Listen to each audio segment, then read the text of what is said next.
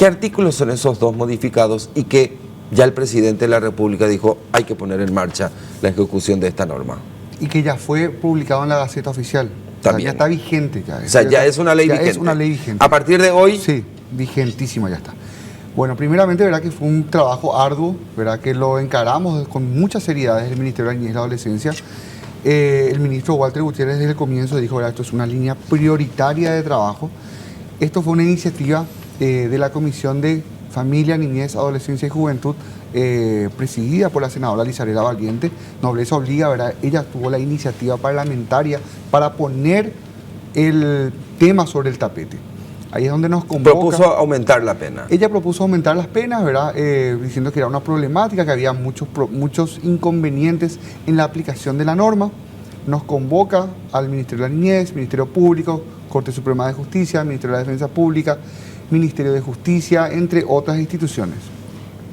Es allí donde, e incluso, ¿verdad? Es allí donde nosotros entendemos, ¿verdad?, de que era muy necesaria esa modificación legislativa y proponemos la creación de un equipo redactor.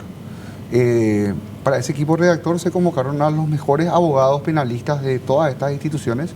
El Ministerio de la Niñez y la Adolescencia estuvo liderando ese equipo redactor, ¿verdad?, por una delegación de la comisión de la senadora Lizarela Valiente. Y luego ahí, ¿verdad?, lo convocamos incluso también a abogados del ámbito privado, ¿verdad?, porque necesitábamos un debate intenso sobre este tema. Ese debate se procedió luego de largas jornadas, ¿verdad?, de trabajo. Esto se presentó, creo que en mayo, en junio se presenta el anteproyecto y duró un buen tiempo porque eran debates muy caldeados, porque había que tener dictámenes también. Más que el dictamen, Javier, era un tema no era solamente la elevación de las penas. Fueron surgiendo en el debate, que era muy rico. Yo siempre digo que tuvimos la suerte de contar con muy buenos juristas penalistas que estuvieron participando de ese debate, en el cual empezó con el artículo 135, solamente se iba a tocar el 135A. Vimos la necesidad de que se toque también el 128, que es coacción sexual y violación. ¿Por qué? Porque en el 128 figuraba vamos por el 128 primero. ¿Qué modificaron? Bueno, en el 128 había un inciso que refería que el bien jurídico protegido, cuando se hablaba de una agresión sexual hacia niños y niñas, era la autonomía sexual. ¿Qué se entiende por eso? Porque hay un problema técnico, porque si nosotros hacemos la interpretación, si un niño tiene autonomía sexual, un presunto agresor puede utilizar como medio de defensa que el niño supuso un consentimiento hacia esa conducta. Entonces era un error. En ese artículo era un error. Sí, totalmente, ¿verdad? O sea, no en ese artículo, era un error conceptual. Un niño no tiene autonomía sexual. El niño tiene indemnidad sexual, que es la protección justamente de su inocencia. Por tanto, no hay consentimiento que sea válido. Era un error dogmático grave que estaba vigente en el Código Penal paraguayo. Eso lo corregimos y pusimos que en el caso de las personas mayores de edad es la autonomía sexual, pero en el caso de los niños, niñas, es la indemnidad sexual. Entonces, primer error, subsanado.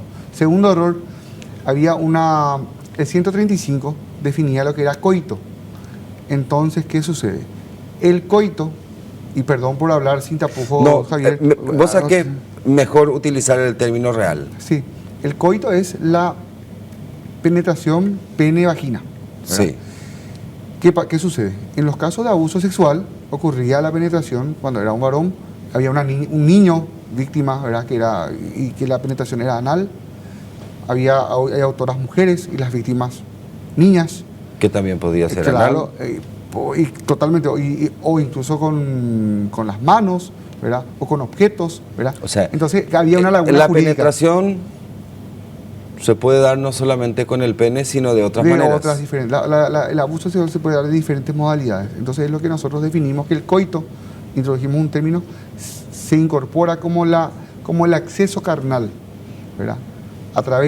El acceso carnal, a través del ano, vagina, bucal, y también, ¿verdad?, con otras partes del cuerpo, o también con objetos inanimados, ¿verdad? Esa terminología específica es la que pusimos para evitar lagunas y para evitar, por sobre todo, que muchos casos queden impunes. Y ya pasando corregidos, subsanados esos conceptos. ¿Y cómo antes no se contemplaban estos elementos? Era un error grave. ¿Por cuánto tiempo veníamos arrastrando ese error? Desde el año 2008. Porque sabes que me da nomás la impresión que era, durante todo este tiempo, de aquel tiempo a esta parte, era desconocer o no reconocer que de esas formas se podían dar los abusos en niños y niñas. Totalmente, mi O sea, estimado Javier. por una cuestión de conservadores, una cuestión de no sé qué, de esto no hablamos, esto no condenamos, estas cuestiones no investigamos. Me da la impresión que era así. Pero igual, si éramos muy conservadores, teníamos que cuidar justamente la indemnidad sexual. Va a contrario sensu. Entonces, ¿qué pasó? Y era una negligencia, un error conceptual que no se tuvo en cuenta. Porque ese artículo se modifica en el año 2008. E incluso te sumo un poroto más. En el 2017 se modifica el 135, pero se sigue perdurando ese error de los conceptos. Que ahí sí, en esa modificación de la 2017 se modifican, se aumentan ciertas penas, pero no se corrige otra vez el error de fondo, que son errores conceptuales graves. Ya, bueno, dentro de ese artículo, ¿cuántos incisos corrigieron? Teníamos 4 y se agregaron 4 más. ¿Podemos describir Sí. el primero? El entorno afectivo. Ah, ese es un detalle Sí, fundamental. el entorno afectivo. Antes que, o sea, no se contemplaba luego. No, fijaba padres biológicos, tutores, ¿verdad? Pero era muy escueto. Limitaba el círculo. Y era escueto, era escueto porque fijaba solamente a los padres biológicos, adoptivos, guardadores, tutores, ¿verdad? U otra persona que esté a cargo del cuidado de educación. Pero del el niño. primo, tío. Claro, pero ahí, justamente, el padre, el padrastro, el abuelo, el tío, el primo, el hermanastro. Permitime agregarte. La hermanastra, la tía, la Todos, abuela claro, también pueden ser abusadores. Todos. No, por eso, O sea, no es una cuestión que se centra solamente en hombres. No, en absoluto, ¿verdad? Yo doy nomás el ejemplo, ¿verdad? Porque el término, eso también fue un tema de debate en estas largas jornadas. El Código Penal habla en genérico. ¿Qué significa eso? Cuando te dice, habla de los padres. Padres son madre y padre, Sí. ¿verdad? Habla de los abuelos, habla de la abuela y del abuelo, ¿verdad? O sea, el Código Penal tiene una hermenéutica jurídica dentro de su contexto que no hace la distinción mamá, papá, hijo, hija. Hace una cuestión, ¿verdad? No hace una cuestión de diferencia. Por eso usted ya habla, hay que mantener el hilo conductor del contexto del Código Penal.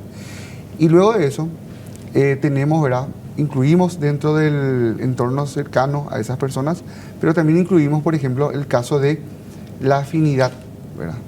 Personas que son afines a la familia, ¿verdad? Que podrían ser parientes, que pueden no ser parientes consanguíneos, pero que tienen mucha afinidad de trato.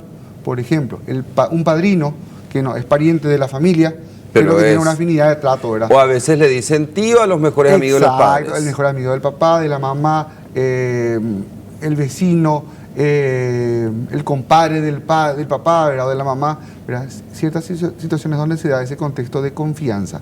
También incluimos, ¿verdad? Cuando una persona esté en un nivel de superioridad, ¿verdad? Por ejemplo, el profesor de una escuela de fútbol, el profesor de un colegio, ¿verdad? Cuando se valga de esa posición para abusar sexualmente de un niño. Entiendo, correctamente. E igualmente cuando también un niño se encuentre en estado de vulnerabilidad, en situación de vulnerabilidad, y ahí voy a un caso en particular. ¿Te acuerdas de ese caso, de ese abuso en Caaguazú, de un señor con un matrimonio que habilitaron como un comedor social, sí, para abusar a varias niñas en ese lugar? Sí, bueno, como 4. Y ahí se vulneraron, 10 por ahí. 10, cierto. Ahí se vulneraron, él se aprovechó de la situación de vulneración de esas familias, ¿verdad?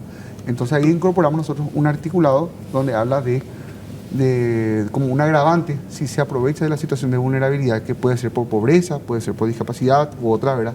De esa víctima. También incorporamos... Ahí, ya vamos, sí, a 2 artículos, 2 incisos. Sí. Un inciso. Son dos. ¿Y después incisos, qué más? Y después tenemos el otro, que es el consumo de sustancias, ¿verdad? Cuando un autor le provee de sustancias, alcohol, drogas, ¿verdad? A un niño o niña para abusar de él. El caso, por ejemplo, del músico. De Pablo Venegas, que está acusado ahora por el Ministerio Público. Antes no existía ese agravante, ahora ya lo hay. ¿Él puede ser ya condenado por eso? No, porque no es retroactiva. No existe la retroactividad de la ley, sí. en lo penal. Salvo ¿Y que sea el más favorable. cuarto? Y el cuarto es cuando sustancias, ¿cuál era el cuarto? Entorno familiar, No, entorno familiar, vulnerabilidad, sustancia, agravante. el que utiliza armas de fuego para armas o algún tipo de Amenaza. de amenaza, algún tipo de arma para poner en riesgo la vida de la víctima. Le pone un cuchillo, le pone una pistola, ¿verdad? Entonces eso es un agravante, eso no estaba antes tampoco. ¿Quiénes más participaron de la interpretación de estos artículos que estás refiriendo? ¿Te puedo decir los nombres? Sí. Pues, No, las instituciones. Y bueno, pero también hay, por ejemplo, profesionales de derecho como el doctor Manuel Juanes Nicoli, ¿verdad? El doctor Gorostiaga, ¿verdad? Del ámbito privado, el defensor público Leno Quiñones, el fiscal Giovanni Risetti, el juez Rodrigo Estigarribia, el defensor adjunto César Cañete, el funcionario de la Cámara de Senadores, ¿verdad? Lucas Barrios, no me quiero olvidar de nadie porque el fiscal Julio Ortiz, la directora del Ministerio Público Romina Toro, ¿verdad? Es un grupo muy complejo, ¿verdad? El ministro Walter Gutiérrez, que estuvo presidiendo todas nuestras actuaciones. Realmente fue un grupo... Sociedad civil no estuvo. No, porque era una cuestión más de lo penal, ¿verdad? Era una cuestión muy penal y nació así. Sociedad civil no estuvo. No. Estuvo representada por los abogados del fuero privado. Claro, ustedes los llamaron a ellos como profesionales, no como organización. No como organización. ¿Y eso les parece a usted bien, que está bien o está mal?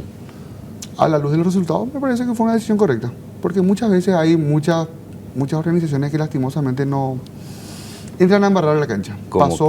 Pasó muchas veces, ¿verdad? En muchos proyectos de ley, ¿verdad? Entran organizaciones, hubo audiencias, pero hay muchas veces que solamente se ve el lado político, como para un ataque político, y no se ve una cuestión objetiva. A ver, espera un ratito. ¿En las audiencias qué pasó? No, en muchas otras ocasiones yo veo, ¿verdad?, que se empieza a meter el lado político, ¿verdad? Y ahí es donde entramos en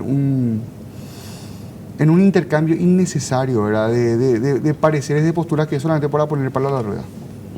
Entonces es una cuestión que ahora nos basamos justamente en estas personas que les llamamos... Porque hay una diferencia entre poner palo a la rueda y tener derecho a participar y plantear una idea que puede ser diferente a la tuya.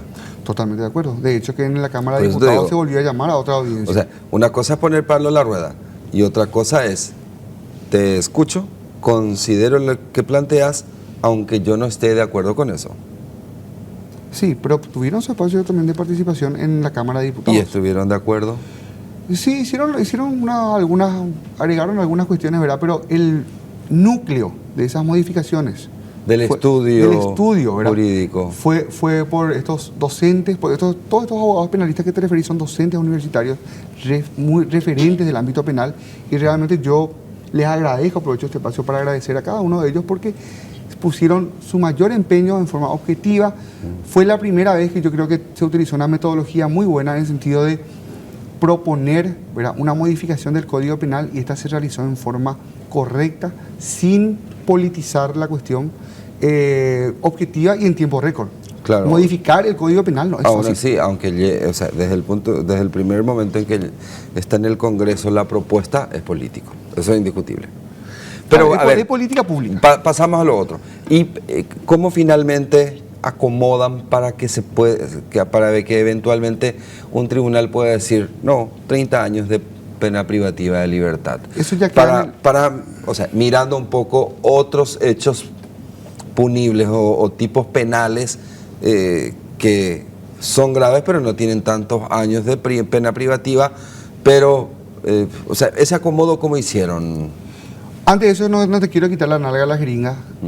Participaron también senadores de la oposición, ¿verdad? La senadora Celeste Amarilla participó de varias reuniones, participó también la senadora Yolanda Paredes. O sea, no es que no se tuvo en cuenta ciertas cuestiones, sino que para la construcción del documento en sí, nada más es donde se tuvo en cuenta a este equipo de juristas. Se tomó la decisión de convocar a los abogados penalistas que tienen... Si vos ves los currículums... Yo no estoy desmereciendo, Sí, no, Eduardo. yo sé. No, por favor, no interpretes eso. Sí, no, entonces que la mayoría de ellos tienen maestría en España, en Alemania, el doctor Cañete en Alemania. doctores en Derecho, el doctor Manuel Guanes Nicoli de la Complutense de Madrid. O sea, son personas muy preparadas, ¿verdad?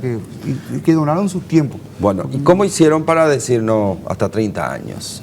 Para, como te decía, mirando un poco otros hechos punibles que también pueden ser graves, pero no tienen los años, esas expectativas de pena. Bueno, primeramente lo que se hizo fue subir un poco el piso del tipo penal base, ¿verdad? Porque era de 4 a 15 años. Sí. Y eso se sube de 5 a 18 años. Sí. ¿Verdad? Porque subimos un nivel para evitar la famosa medida sustitutiva de la prisión preventiva. Conteniendo el 5 años, ya tenemos como un cerrojo legal para que no se le pueden poner la prisión, la medida sustitutiva Claro, de la prisión. si la expectativa es menos de 5 años, había una trampita ahí. puede ir a ambulatoria, a domiciliaria. Exactamente. Y no me da ningún tipo de pudor decir esto, ¿verdad? Vamos a poner todas las trabas para que estas personas estén fuera de circulación el mayor tiempo posible de los niños. Bien atado todo.